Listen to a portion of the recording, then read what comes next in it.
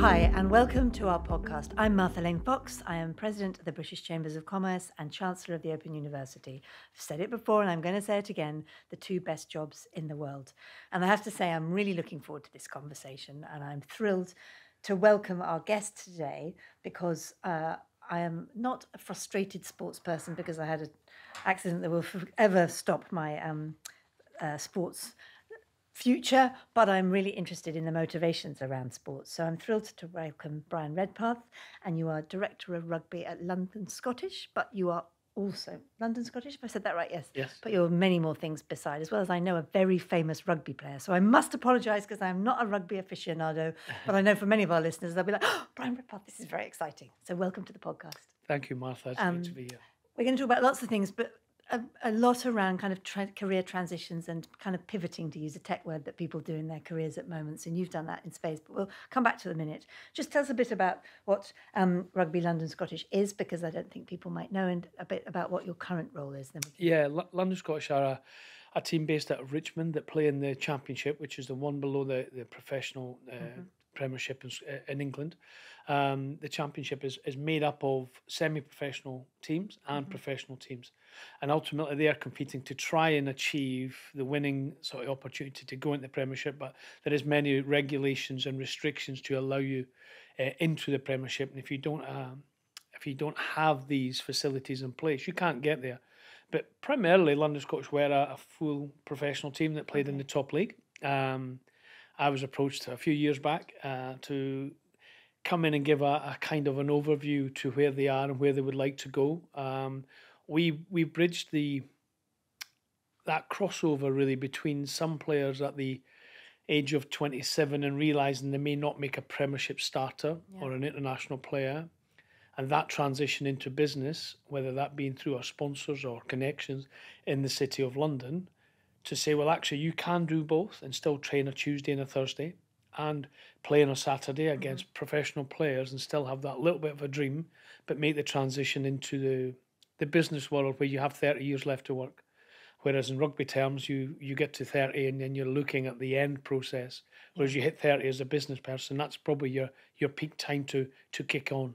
Yeah, I think that was probably my error. We started our business lastminute.com when I was 25. And I think maybe if I'd done it a bit later, I'd have been a lot more successful. I look at numbers of stats around people who start businesses later in their careers. They're always much more successful. But maybe we can come back to that.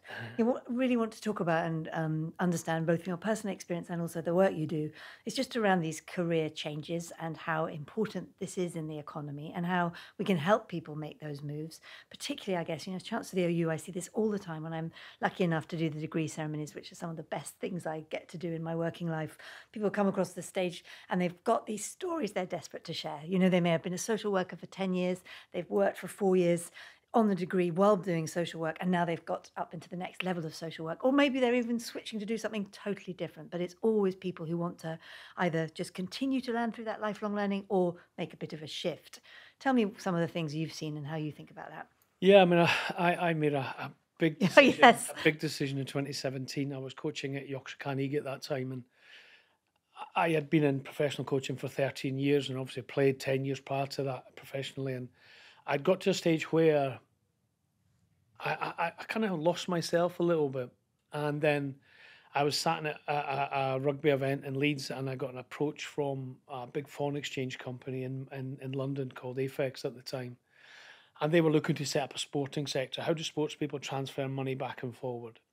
And I was like, I know my background was I left school young. I was a joiner for 8 years. I went self-employed, then turned professional, and then went to coaching. And I never really looked at taking any breath in that time. It just everything flowed. And then this was the first real decision for me to go into something totally different, put a suit on, go into an office in the centre of Manchester, and work with people that knew me but didn't necessarily know me, knew who I was. I was just a figure.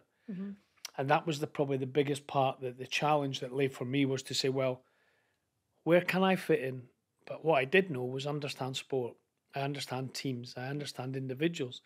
So what I wanted to try and achieve was just say, well, use my experiences to understand the people I work with, learn really quickly, make sure I do my research, and then try and take all the good of the rugby and the sport and team and the management side, but be willing to listen, because at the age I was at 47, I think at the time, was I willing to listen to a 24-year-old that had the academic background or the economic background to tell me what I should be doing? And now that's generally my own ego that was going to be damaged. But ultimately, I went into that because I understood the image rights contracts, commercial contracts for players, Yes. prize money, how they were winning and transferring it. Yes. But the biggest challenge was just being in an office all day. Yes. When you've never had that. Yeah. And even then and I never went to university, so I didn't understand. I certainly know that my son definitely doesn't go to a class all day at uni, but going into an office, and I found that the most challenging part. Different people, different agendas, Yes. and who was my direct boss? Who was going to be giving me a challenge, or this is your job description, and I'm going to be there for you? Because I didn't necessarily always see that, because you sink or swim, and you're in, crack on.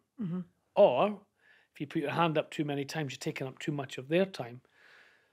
But I always felt, that was the bit that I felt was missing when I first went into it. Yes. I didn't know enough about the job. I didn't know enough about the industry. So my prep going into that was quite short and quick, because I was still coaching. And I think that was probably where I maybe should have done more research, insight to what I was going into, and then be able to deal with that emotionally, because it was such a swing for me. So yeah, it was a massive change, but one that over each year has become easier. The London Scottish connection was more of a consultancy role within the foreign exchange company, Jackson Swiss Partners, who I work with now. Yes. So that was a changeover, but I'm still learning, and I don't think I'll stop learning until I don't think I will. It took me a long time to master sport and master teams and master people. Now it'll take me a long time to master so many different people, because we're all got different agendas and different roles. Well, I think you've just expressed a lot of things there, and I think you've also said that you've made this big shift in 2017. But actually, I would argue before that you revealed that you've been a joiner, then you'd been a professional sports person, and then you've been a coach, and then you went into business. So arguably, you've made quite a few transitions before that, actually. So it strikes me talking to you, it's just about that mindset of being open to different ideas and seeing where different directions go. Yeah, I think one of the biggest things, Martha, I was obviously not the biggest in stature and having... I don't know what you mean. I've got a 6'3" person. Yeah, exactly. In front of me. So yeah, no, I realised really early on in my career that it was never going to be about me. So I then went... How did you do that? Because I think that's a really important business. Well, I understood what part of a team I was going to be. And do you think that's true? Sorry to interrupt you, but do you think that's true of good sports people always? Do you think you have to recognise how to be part of a team? In a team sport, because you're going to come times where the most talented people will show that, but when they're off their talent and they're not on song, what do they need? Their teammates to help them. Yeah. What I knew was I was never going to be the rock star, but the rock star always needs something to help him perform. So I knew that my skills, my skills were always going to be needed in a team environment. So I just honed my skills. I practiced what I was going to be really good at, and I stayed being really good at them. I never became average at them all. I tried to upskill the weaker parts of my game.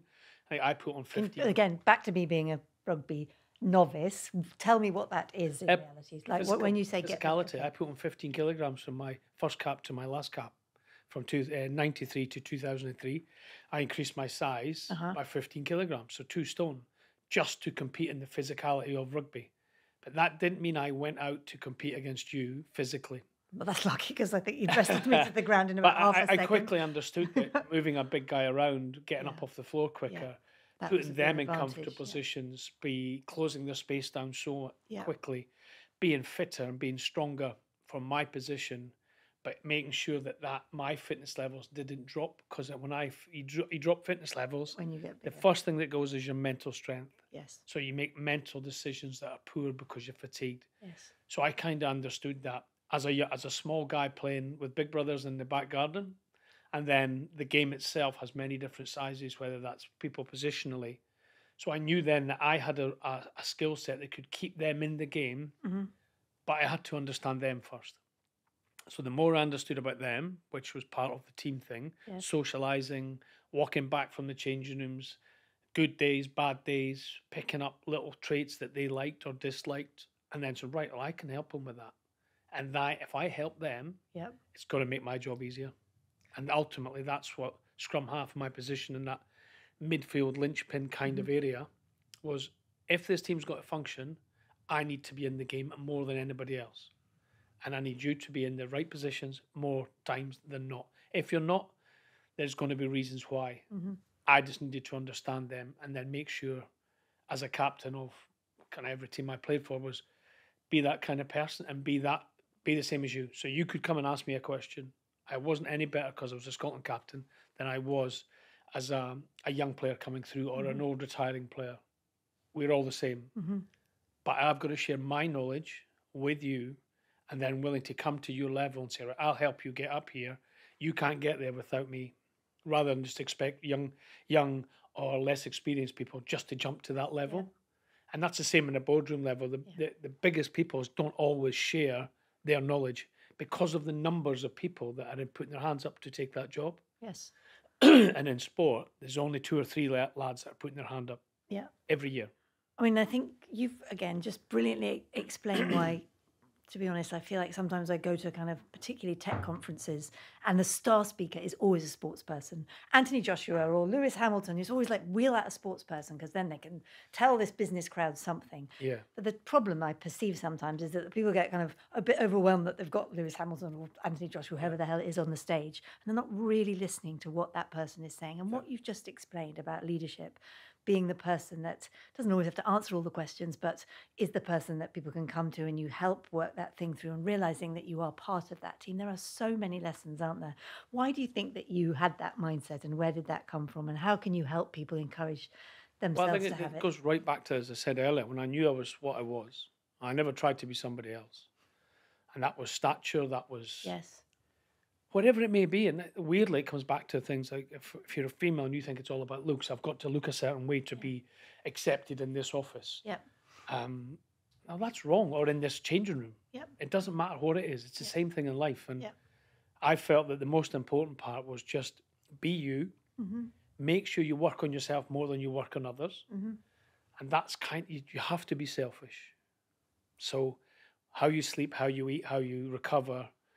And that doesn't mean you can't be jack of all trades. So I loved a party. I loved a good night. I was part of the boys that were out late and doing the dancing and jumping around. I wanted to be part of that. We need to see. Now that we film podcasts, we can have a little dance. Yeah, we can have a dance off later. But no, that for me is really important. You show that you've got humanity. You're humble with everyone, and you give time for everyone. Not everyone has been as fortunate as me, but I have sacrificed a lot to be there. Yes. So you must make sacrifices in yourself before someone else tells you, because you don't always agree with someone else tells you. But you must be able to look in the mirror and go, that's my problem. And I have some regrets. I probably shouldn't have had the beers that I had at certain times. But that's life. I'm not going to go back. I learned a lot from that, and I can learn from it now.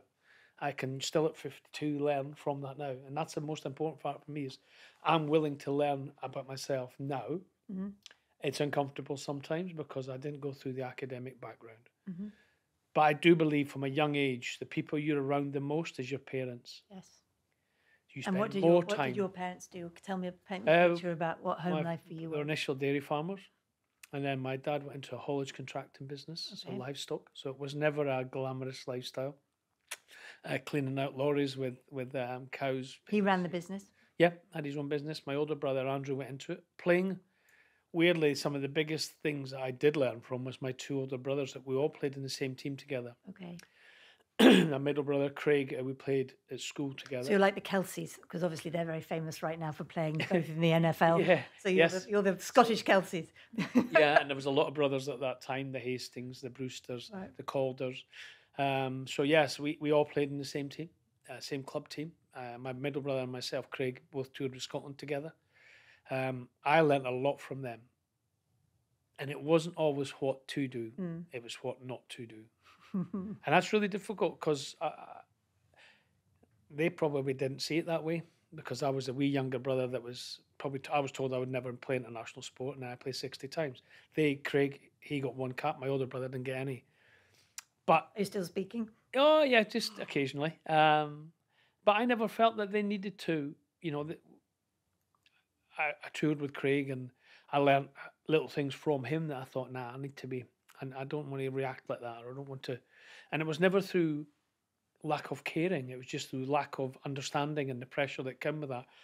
I probably dealt with the pressure or the expectation better based on what I saw them do. So I've heard that happiness is about your expectation versus reality. Yeah.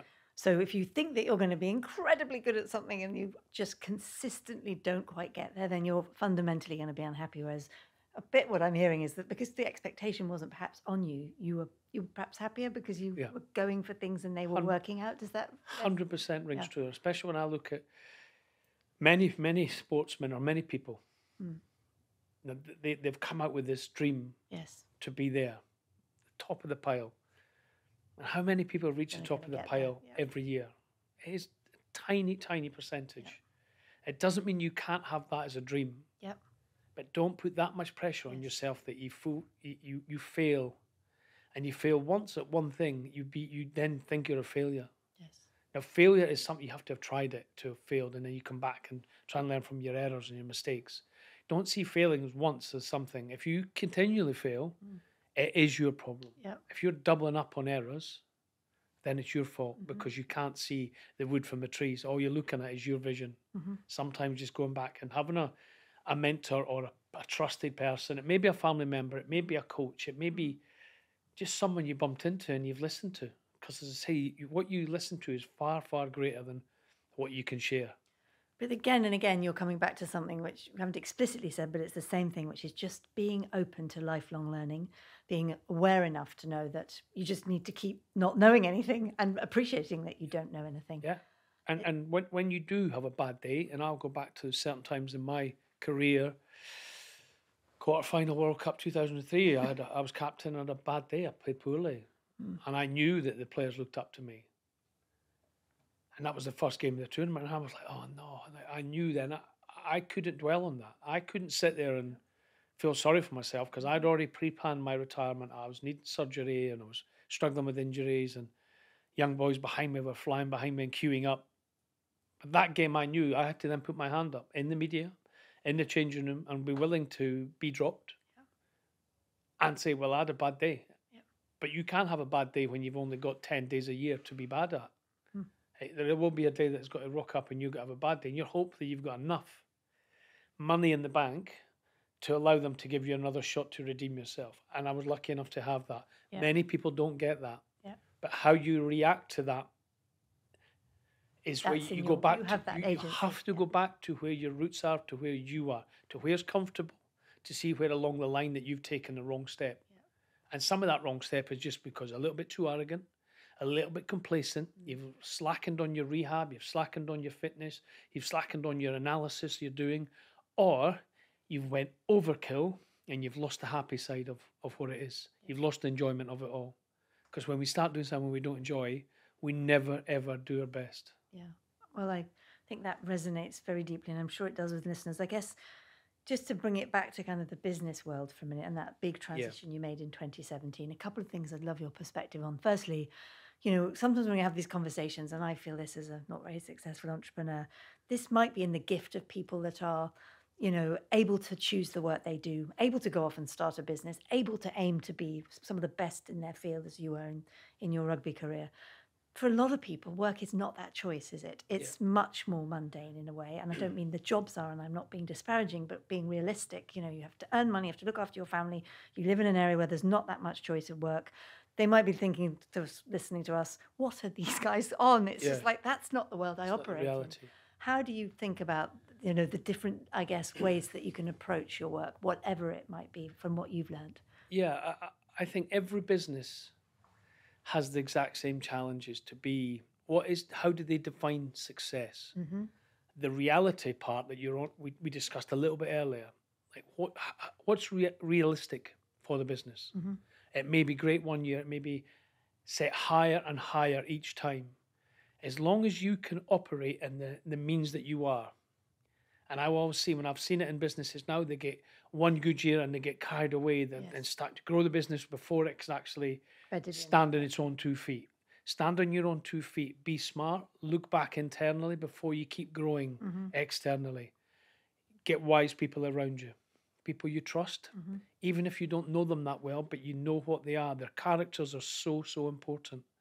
Whether it's you've signed them off the back of a CV or employed them off the back of a CV, or of their character that you just feel this person has the ability to adjust, adapt to the challenges that they will have because you're too busy trying to grow the business and bring in investment and look for new business.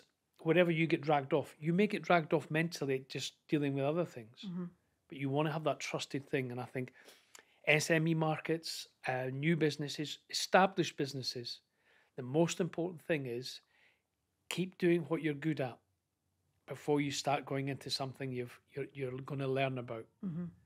Doesn't mean you can't. Just do it wisely and do it smartly, and don't take 5 steps when you've missed out 2, 3, and 4. There's 1 no to 3, shortcuts. 1 to 2, and you may have to go up and down to get success. But just be a little bit. Just sometimes take that half an hour a week, just to reflect a little bit back on what was good, who is good for the business, who isn't so good, and why they're not so good. If they're not good in there, are they disruptive because they want to take it another way? They want to show you something new, which means you have to listen to people.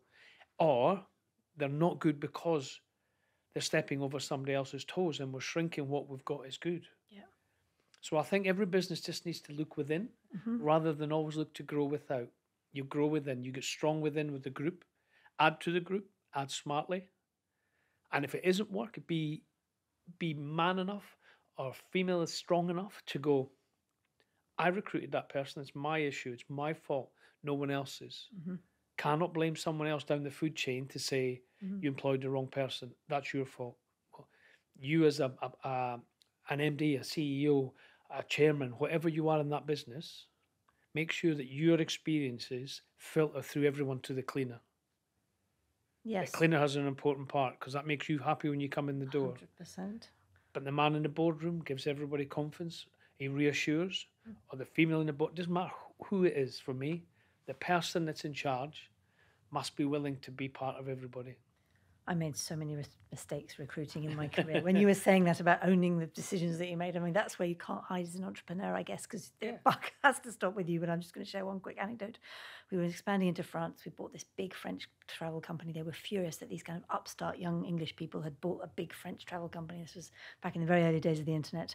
I sound like I'm stuck in the past, don't I? Anyway, I'm just going to tell you this. We hired this guy. It was a massive kerfuffle to recruit him. Ran a huge agency from travel. He was like very kind of, but we thought we need this grown up in the business. He's going to give us credibility in France. First day he arrives, I knew it was an absolute freaking disaster because he came into the office. He looked around. He said, where am I going to put my desk? And I said, what do you mean? He goes, I brought my mahogany desk from my office in France. I was like, oh my God, what have I done? This is appalling, the most terrible culture clash. So obviously I had to own that and we had to part ways very quickly because it was never going to work. So it's just, I always go back to that guy, that the poor guy. respect you get for doing that and admitting that. Maybe, not from him, but anyway. Oh, he would never be happy with it, but the bigger picture of what you willing to take on the chin and go, that's my fault.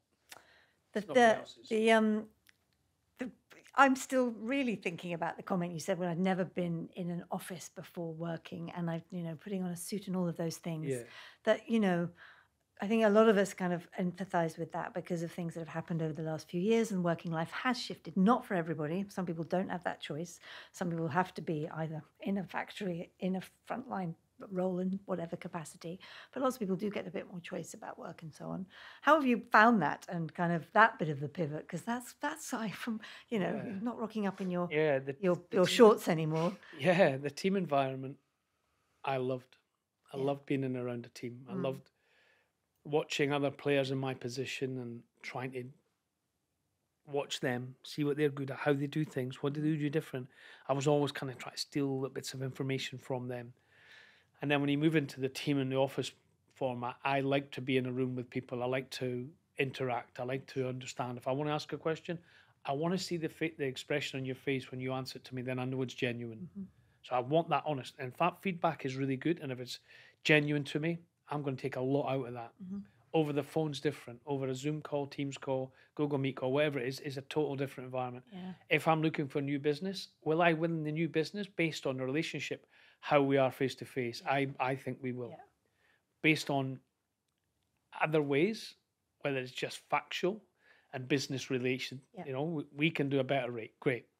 That's simple. Yeah. That doesn't mean that you're going to trust me for a long time. So I think, you know, we look at COVID, we look at our coming out of Brexit into COVID, into many different things, and elections coming up. Yeah. Ultimately, some people really love their own life at home and they're very comfortable and they still do the same level of work that is on the job description. Others do need maybe 1 or 2 or 3 days in an office. Some of them just love being in an office, getting up, purpose of the day, shower, walk to work, get out, work, go out for lunch, come back. If that feels normal, normal's good and change is good.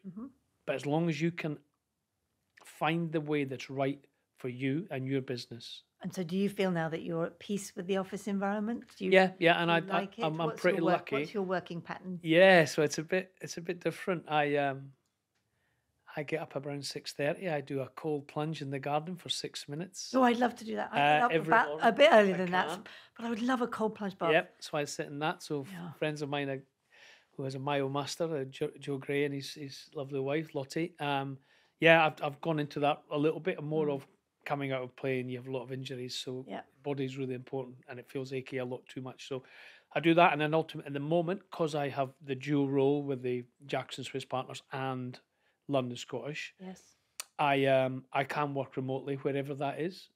We have an office in Yorkshire. I work a little bit with them.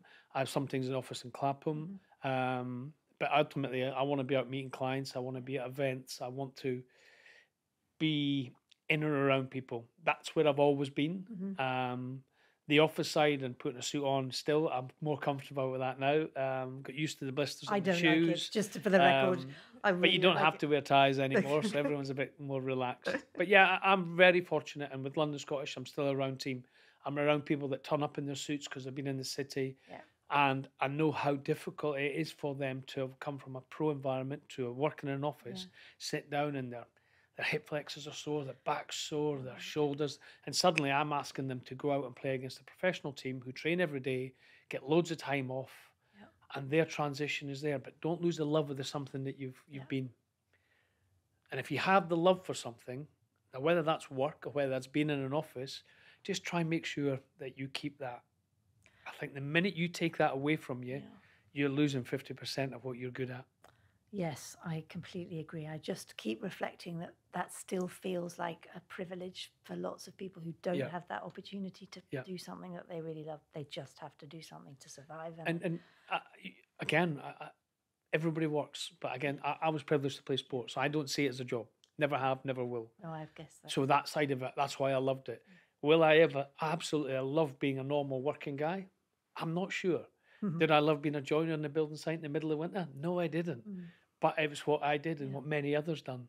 Going to an office, we all have to do it. It's part of life. It's what makes us, it's what pays the bills. So we have to do it. If you can make it a better environment with the people that you're with, you'll have good days and bad days like we all do. But we do have a choice to make it good and bad for ourselves. So when we make the choice to be unhappy, well, then make the choice to move out of that and find happiness somewhere. You can't always think it's all about money, which it does, sadly, because it does run around that we have to have enough money to live. You're absolutely right. We have that in our agency. We've just got a minute left, but before we go, because you've made those extraordinary pivots, I think you've made more than perhaps you think you have.